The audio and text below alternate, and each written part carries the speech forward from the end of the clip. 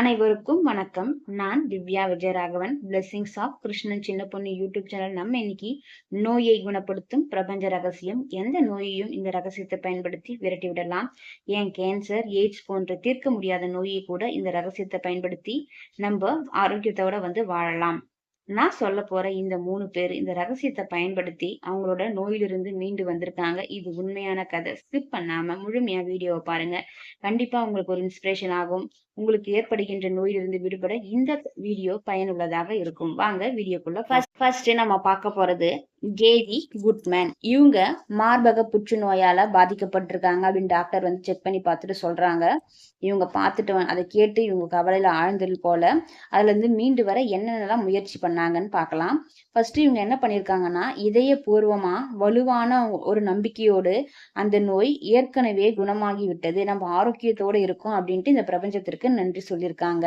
அதுக்கப்புறம் எனக்கு இந்த மாதிரியான ஒரு நோயே இல்லை அப்படின்னு முழுமையான மன நிறைவோட இருந்திருக்காங்க. எனக்கு எந்த நோயுமே இல்லை, நான் ஆரோக்கியமா இருக்கேன் அப்படின்ற ஒரு கான்பிடென்ட்டோட இருந்திருக்காங்க. அதுக்கப்புறம் என்ன பண்ணிருக்காங்கன்னா, நிறைய நகைச்சுவையான திரைப்படங்களை பார்த்திருக்காங்க. நல்லா நான் ஸ்டாப்பா சிரிச்சுக்கிட்டே இருந்திருக்காங்க. எந்த ஒரு ஸ்ட்ரெஸ் இல்லாம அவங்கள பார்த்துட்டு இருக்காங்க. இந்த 3 விஷயம்தான் அவங்களுக்கு அந்த நோய் இல்லாம ஆக்கியதான். அதுக்கப்புறம் இந்த 3 விஷயத்த கண்டினியூஸா அவங்க ஒரு 3 மாசமா ஃபாலோ பண்ணியிருக்காங்க. அதுக்கப்புறமா டாக்டர் கிட்ட செக் பண்ணி பார்த்ததுல டாக்டரே ஆச்சரியப்படுற அளவுக்கு இவங்களுக்கு இருந்த நோய் முழுமையா குணமாயிருக்கான்.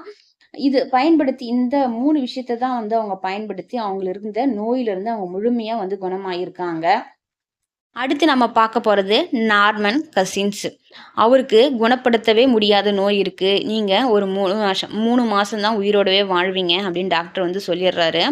இவர் அதை பற்றி எதையுமே கவலைப்படலை. இவர் என்ன பண்ணார்னா, அந்த 3 மாதத்தையும் அவருக்கு சாதகமாக யூஸ் பண்ணிக்கிட்டாரு. இந்த 3 மாதமும் கண்டினியூஸாக அவர் நகைச்சுவை படங்களை மட்டுமே பார்த்து வயிறு குலுங்க சிரிச்சுக்கிட்டே இருந்தாராம். இவர் சிரித்து அவருக்குள்ளே இருந்த நெகட்டிவ் தாட்ஸ் எல்லாத்தையுமே வெளியேற்றிட்டாரு. நெகட்டிவ் தாட்ஸோட அந்த நோயும் அவரை விட்டு வெளியேறி விட்டதான். அதுக்கப்புறமா டாக்டர் செக் பண்ணி பார்த்துட்டு நீங்கள் உண்மையிலே ஆரோக்கியத்தோடு இருக்கீங்கன்னு சொன்னாராம். அந்த அளவுக்கு நகைச்சுவை அந்த உணர்வு நம்ம நோய்க்கு ஒரு அருமருந்தா இருந்திருக்கு. நம்ம பார்க்க போகிறது மோரிஸ் குட்மேன். இவருடைய கதை தான். இவர் பார்த்தீங்கன்னா, ஒரு விமானத்தை ஓட்டிட்டு இருக்க சொல்ல திடீர்னு விமானம் நொறுங்கி கீழே விழுந்துடுது. இவருக்கு உடல்ல எந்த பகுதியுமே அசைக்க முடியாத நிலையில இவர் ஹாஸ்பிட்டலில் சேர்க்கப்படுறாரு. இவர் உடம்புல பார்த்தீங்கன்னா முதுகெலும்புலாம் நொறுங்கி போயிருக்கான். கழுத்தருக்கு 2 தண்டெலும்புகள்லாம் உடஞ்சி போச்சான். இவரோட விழுங்கும் திறன், முழுங்கவே எதையுமே முடியாதான். சாப்பிடவோ தண்ணி கூட குடிக்க முடியாதான். அதுக்கப்புறம் இவரோட உதரவிதானம் பாதிக்கப்பட்டு இவரால் மூச்சு கூட விட முடியாதான். அந்த அளவுக்கு இவர் உடம்பு ஃபுல்லாகவே டேமேஜ் ஆகிட்டு இருக்கு. இவர்கிட்ட டாக்டர் நீங்க வாழ்நாள் முழுவதும் படுத்த படுக்கையா தான் இருக்கணும் அப்படின்னு சொல்லிடுறாங்க. ஆனா அவர் இதை பத்திலாம் எதுவுமே பெருசா கவலைப்படல.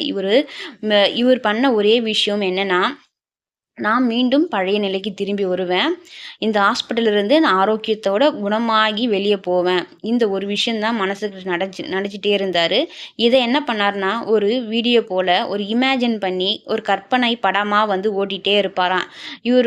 இவர்கிட்ட இருந்த ஒரே விஷயம் இவரோட மனசு மட்டும்தான்.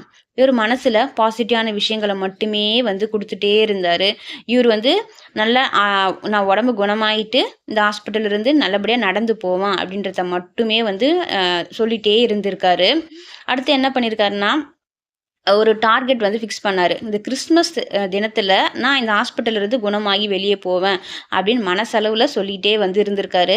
அதுபோல் பார்த்தீங்கன்னா, இவர் உதரவிதானம் பாதிக்கப்பட்டிருந்ததுனால இவரால் சுவாசிக்கவே கஷ்டமாக இருந்ததாம். ஆனால் இவர் மனசுக்கிட்ட சொல்லிகிட்டே இருந்தாராம், ஆழமாக மூச்சு விடு, ஆழமாக மூச்சு விடுன்னு. இவர் சொல்ல அவர் உண்மையிலேயே ஆழமாக மூச்சை இழுத்து விட்டாராம்.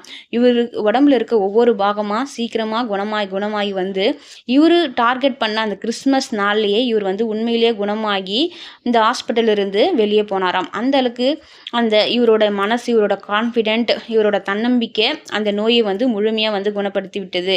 இவங்க 3 பேர் லைஃப்லையுமே நடந்த விஷயங்களில் நம்ம என்ன கற்றுக்குறோன்னா, நமக்கு எந்த நோய் ஏற்பட்டிருந்தாலும் அந்த நோய் நமக்கு ஏற்படலை, இந்த நோயிலிருந்து நான் முழுமையாக குணமாயிட்டேன் அப்படின்ட்டு கடவுளுக்கு நன்றி சொல்லுங்கள். அந்த நோய் உண்மையிலே குணம் ஆயிட்டது போல் நீங்கள் கற்பனை பண்ணி பாருங்கள்.